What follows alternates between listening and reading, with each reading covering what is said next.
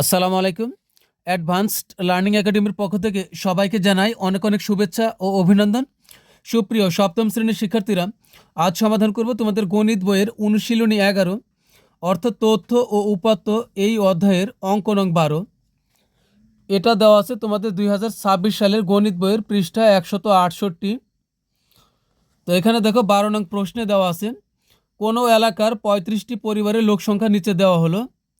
তো এটা হলো এই যে 6 থেকে 10 পর্যন্ত কোনো এলাকার 35টি পরিবারের লোক সংখ্যা এগুলো। তো এখান থেকে আমাদেরকে নির্ণয় করতে বলছে শ্রেণী ব্যাপ্তি 2 নিয়ে গণসংখ্যার সারণী তৈরি করো। তো এখানে শুধুমাত্র আমাদেরকে গণসংখ্যা সারণী তৈরি করলেই হবে। তো গণসংখ্যার সারণী তৈরি করতে হলে প্রথমে আমাদের পরিসর নির্ণয় করতে হবে। এরপর পরিসরকে এই শ্রেণী ব্যাপ্তি 2 দ্বারা ভাগ করে আমরা শ্রেণীর সংখ্যা বের করব। আর শ্রেণীর সংখ্যা বের করলে আমরা খুব সহজেই গণসংখ্যার সারণী তৈরি করতে পারবো। তো যেহেতু শুরুতে আমরা পরিসর নির্ণয় করব, তো পরিসর নির্ণয় করতে হলে শুরুতে আমাদের লাগবে হলে সর্বোচ্চ সংখ্যা লাগবে আর লাগবে হলো সর্বনিম্ন সংখ্যা। তো এখানে সর্বোচ্চ সংখ্যা হলো 10 এবং সর্বনিম্ন সংখ্যা হলো 2। তো চলো শুরুতে আমরা পরিসর নির্ণয় করি। পরিসর নির্ণয় করার জন্য আমরা লিখব যে এখানে সর্বোচ্চ সংখ্যা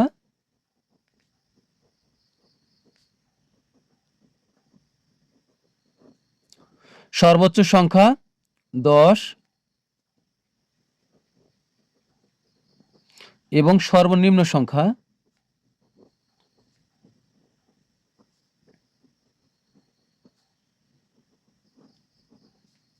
2। তো আমরা জানি পরিসরের সূত্র কি। তো আমরা জানি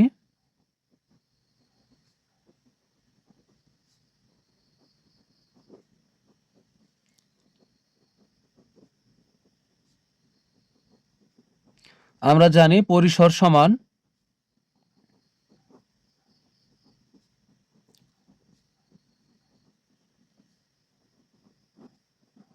সর্বোচ্চ সংখ্যা বিয়োগ সর্বনিম্ন সংখ্যা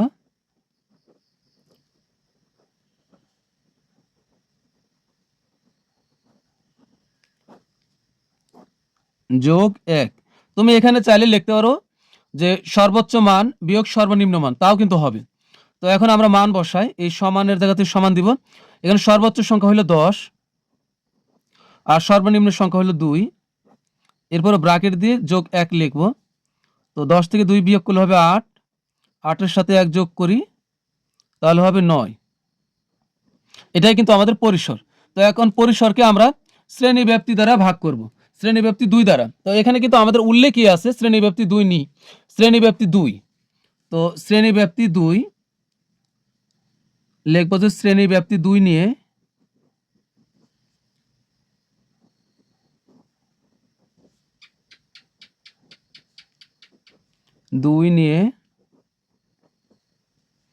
শ্রেণীর সংখ্যা।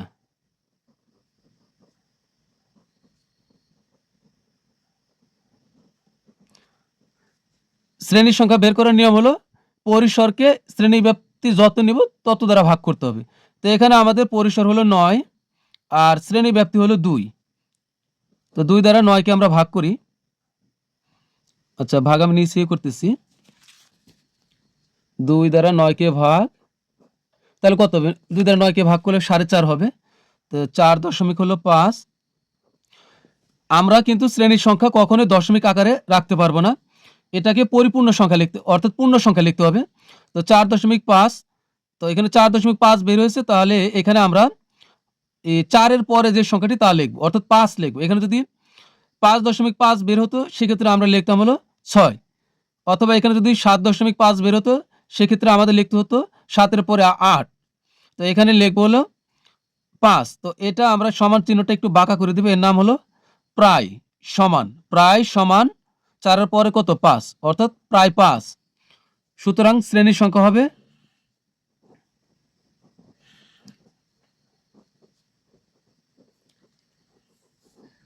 শ্রেণী সংখ্যা হবে 5টি।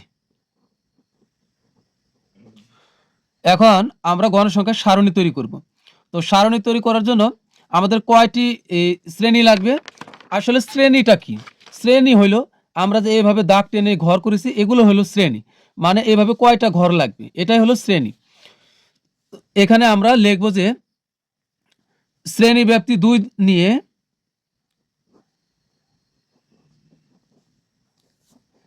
যেহেতু বলছে শ্রেণী ব্যাপ্তি 2 নিয়ে গণসংখ্যার সারণী তৈরি করো, তো লিখব শ্রেণী ব্যাপ্তি 2 নিয়ে গণসংখ্যা সারণী।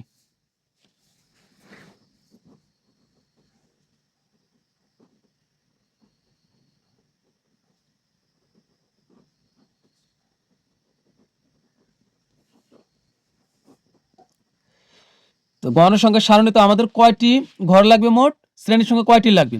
এখানে দেখো বের হয়েছে শ্রেণীর সংখ্যা 5টি। তো এছাড়াও আরও আমরা 2টা নিব শ্রেণী সংখ্যা। একটা আমরা জানি গণসংখ্যার সারণীর মোট 3টি উপাদান, শ্রেণী ব্যাপ্তি, ট্যালি চিহ্ন আর হলো গণসংখ্যা। তো এই শিরোনামগুলো লেখার জন্য আমরা এই একটা শ্রেণী নিব, আর সব শেষে মোট লেখার জন্য আমরা একটা শ্রেণী নিব। তাহলে এই উপরে একটা শ্রেণী অতিরিক্ত আর নিচে একটা শ্রেণী অতিরিক্ত, তাহলে 2টা হলো অতিরিক্ত শ্রেণী। আর এখানে লাগবে হলো 5টি, তো 5 আর অতিরিক্ত হলো 2, মোট 7টি শ্রেণী লাগবে। এখন আমরা শ্রেণী এখানে কিন্তু আমি 7টি শ্রেণী এঁকেছি। তো এখন আমরা শ্রেণী ব্যাপ্তিটা আগে পূরণ করি। এখানে আমাদের সর্বনিম্ন মান কত? সর্বনিম্ন মান হলো 2। তো 2 থেকে আমরা শুরু করব। তো 2, আর আমাদের শ্রেণী ব্যাপ্তি বলছে কত? শ্রেণী ব্যাপ্তি বলছে হলো 2। তো 2 সহই আমরা 2 ঘর যাব। তো 2 আছে এখানে, 2 2 3, অর্থাৎ 2 থেকে গণা শুরু করব। 2 3, তার মানে এখানে যাব 3 পর্যন্ত। 2 থেকে 3 পর্যন্ত মানে হলো শ্রেণীব্যাপ্তি 2। দেখতে মনে হচ্ছে এখানে শ্রেণীব্যাপ্তি 1, কিন্তু তথ্য উপাত্তের অঙ্কের ভাষায় এখানে আমরা শ্রেণীব্যাপ্তি নিয়েছি হলো 2, কেননা আমরা এখানে 2 সহই গুনব। 2 3, তাহলে এখানে হলো 2, শ্রেণীব্যাপ্তি 2 ধরেছি। 3 এর পর এখন 4, 4 থেকে হবে 5, 5 এর পরে হবে 6, 6 থেকে হবে হলো 7, 7 এর পর হলো 8, 8 থেকে হবে 9, 9 এর পর এখানে হবে 10, 10 থেকে হবে 11। আমাদের কিন্তু সর্বোচ্চ সংখ্যা ছিল 10, কিন্তু আমরা এখানে গিয়েছি 11। এটা কোনো সমস্যা নেই। মোট কত হলো? সর্বোচ্চ সংখ্যাটা সর্বশেষ শ্রেণীতে থাকলেই হলো। 10 তো আছে, সর্বশেষ শ্রেণীতে 10 অবশ্যই আছে এখানে। তো শ্রেণী ব্যাপ্তি কিন্তু আমাদের পূরণ হয়ে গেল। এখন আমরা পূরণ করব হলো ট্যালি চিহ্ন। এই যে এখানে দেখো যে সংখ্যাগুলো দেওয়া আছে, এই সংখ্যাটা এখানে যে 5টা শ্রেণী লিখেছি আমরা, কোন শ্রেণীতে এখানকার কোন সংখ্যাটি হবে সেই ঘরে আমরা ঠিক এক ট্যালির ঘরে একটা করে দাগ দিব। তো এটা আমি দেখো রাফে আমি লিখেছি, বইয়ে যে সংখ্যাগুলো ছিল ঠিক তাই এখানে। তো চলো এখন আমরা ট্যালি চিহ্ন পূরণ করি। তো এখানে দেখো সর্বপ্রথমে আছে হলো 6, তো এটা যাবে হলো এই যে 6 থেকে 7, এই শ্রেণীর ভিতরে কিন্তু অবশ্যই 6 আছে, এই যে 6 আছে এখানে, তাহলে 6। তারপর হলো 3, 2 থেকে 3, এখানে 3 অবস্থিত। 4, 4 থেকে 5, এখানে আছে 4। 7, 6 থেকে 7, এখানে আছে 7। 10, 10 থেকে 11, এখানে আছে হলো 10। 8, এই 8 থেকে 9, এখানে 8 আছে। 5, 4 থেকে 5, 6, 6 থেকে 7, এখানে 6। তারপরে 4, 4 থেকে 5, এখানে আছে হলো 4। তারপরে 3, 2 থেকে 3, এখানে আছে 3। 2, এই যে 2 এর ঘরে এটা। 6, 6 থেকে 7, এখানে আছে 6। তারপরে হলো 8, এই যে 8 থেকে 9, এখানে 8। 9, 8 থেকে 9, এখানে 9। 5, এই 4 থেকে 5, এখানে আছে 5। এরপর হলো 4, 4 থেকে 5, এখানে আছে 4। তবে আমরা মনে রাখবো এভাবে 4টা দাগ দেওয়ার পরে যদি আরো দাগ দিতে হয় তাহলে 5 নম্বর দাগটি আমরা এই কোনাকুনি দিব। তবে এই যে কোনাকুনি একটা দাগ দিয়েছি, একেও কিন্তু আমরা গুনবো। তার মানে এখানে কয়টা হলো? 1 2 3 4, আর কোনাকুনি একটা হলো 5টা। এরপর হলো 3, 2 থেকে 3, 7, 6 থেকে 7, এখানে 4টা হয়ে গেছে, তো একটা কোনাকুনি দিব। এখানে 6, 6 থেকে 7, এখানে আছে 6।